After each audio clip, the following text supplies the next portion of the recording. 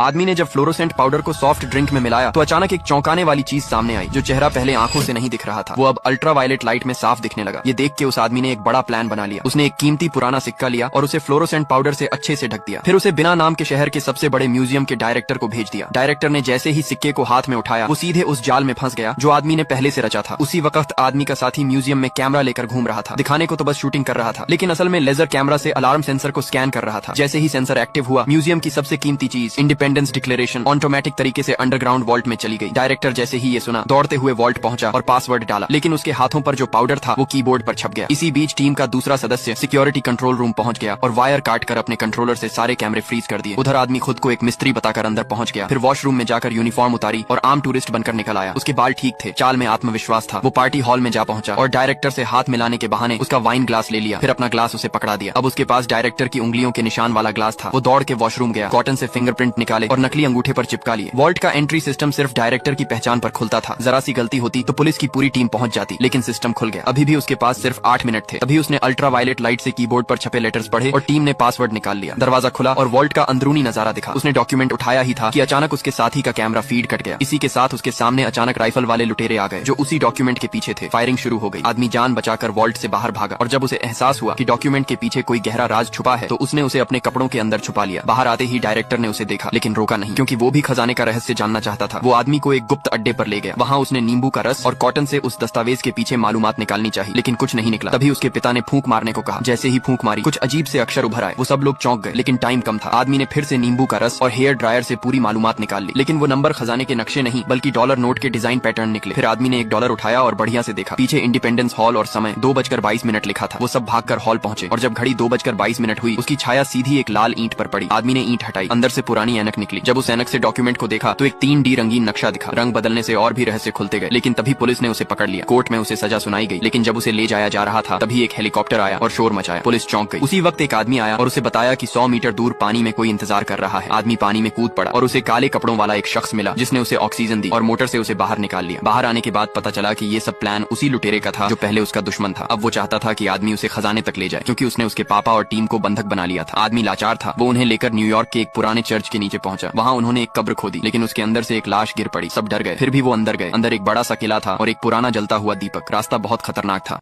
बच्ची ने गौर से देखा तो उसके शरीर से मुर्गी जैसी चीजें निकल रही थी। उसका मुंह भी धीरे धीरे चोंच में बदल गया। वो चिल्लाना चाहती थी, लेकिन उसके मुंह से आवाज नहीं निकली। देखते ही देखते उसके पैर भी मुर्गी के पंजों जैसे हो गया। कुछ ही देर में वो पूरी तरह एक मुर्गी में बदल गई। जब घर वालों ने देखा तो दरवाजे पर बस एक मुर्गी खड़ी थी। किसी को पता ही नहीं चला कि वो उनकी बेटी है। अब वो बच्ची मुर्गी बनकर मुर्गियों के साथ रहती है।